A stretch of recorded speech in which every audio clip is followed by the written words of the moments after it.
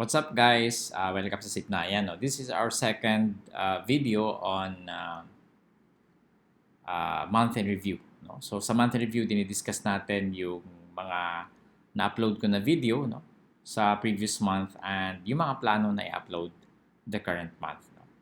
So December ngayon, kaya ang i-discuss natin ay mga videos noong November and of course this present month, yung mga plano kong i-upload. So last month, I have uploaded 31 videos. No? At ang pinakamarami dyan yung number 1 is yung operations on functions. So addition, subtraction, multiplication, and division of functions. No?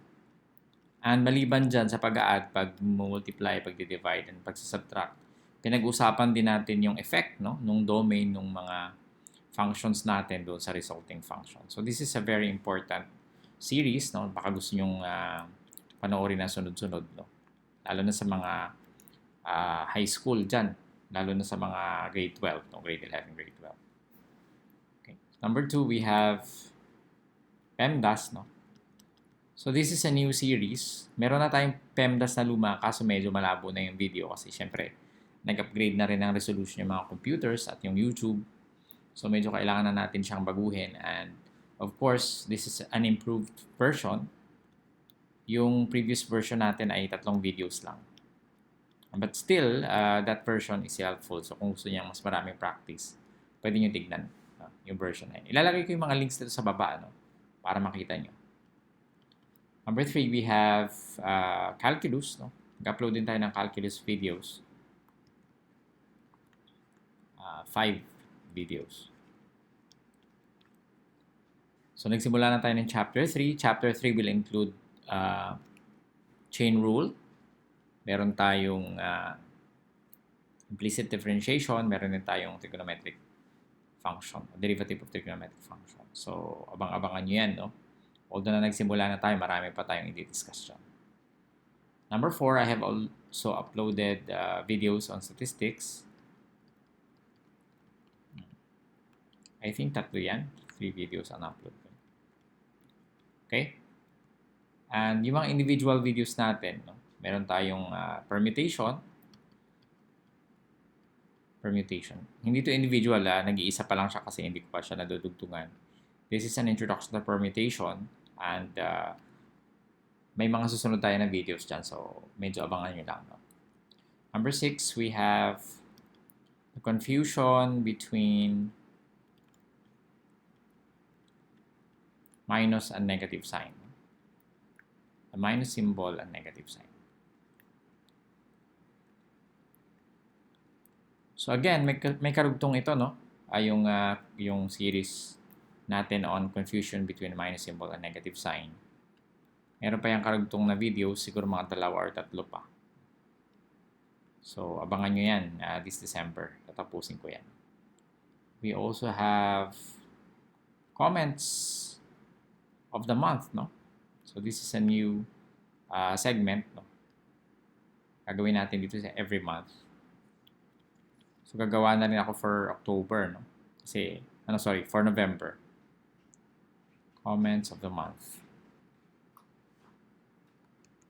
And what else?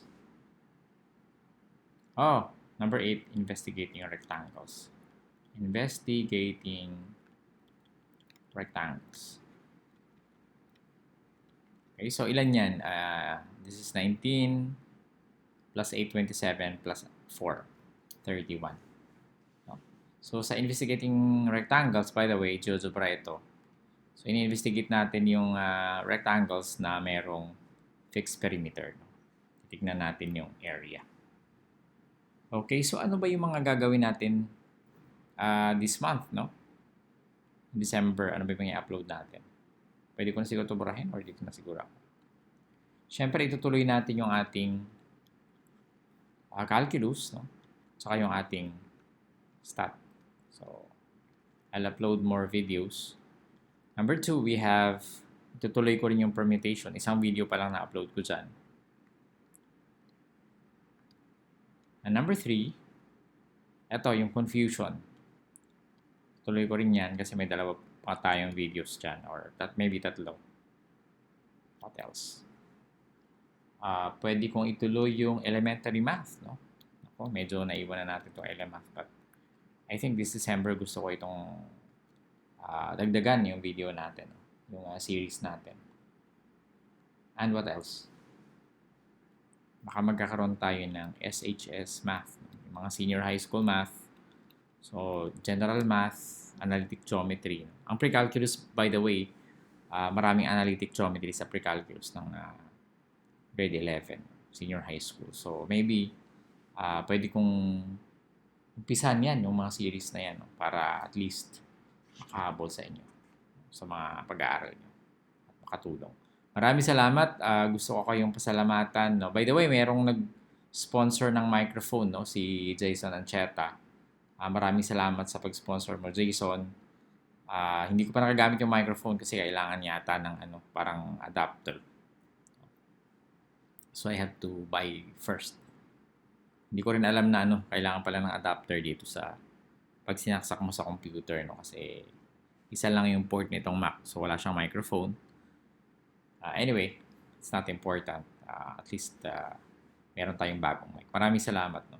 So gusto ko yung invite dito sa ating channel, no? youtube.com/user/Sipnayanph and our Facebook page, facebook.com/Sipnayanph, at syempre yung ating website, sipnayan.com. Maraming salamat. I'll see you in the next tutorial.